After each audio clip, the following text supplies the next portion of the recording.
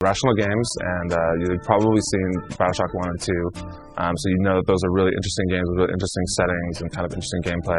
BioShock Infinite looks like it's going to be even more of that, but with an even sort of different kind of twist, where instead of being in this sort of Randian underwater metropolis, now you're floating through the sky on a city held up by balloons. It's dedicated to how awesome America is. BioShock games, I think, really kind of do some kind of interesting stuff when it comes to talking about politics and kind of skewer some of the more ridiculous things that we think of in our political philosophy as people. But on top of that, it's also just really awesome games. And from what I've seen so far, the shooter action is really cool.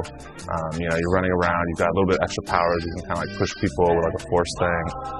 But then the really interesting part is you've got this girl that you're trying to rescue, Elizabeth, and she's got really special powers where she can open up rips in like the time-space continuum and like bring things through that'll like help you out, which sounds like simple, but it's actually in practice it's really awesome. And one of the cool things, I just saw the game recently, one of the really neat things is she opens up a tear, as they call it, as she's trying to help this like horse on the ground, and opens up the tear, and then everything around them goes from like 1912 floating city to 1983 little, you know, like urban setting.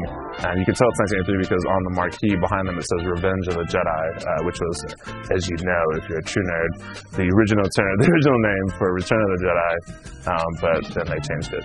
But anyway, it's kind of cool, and it kind of, I think, hints at some really kind of weird places that this game might go.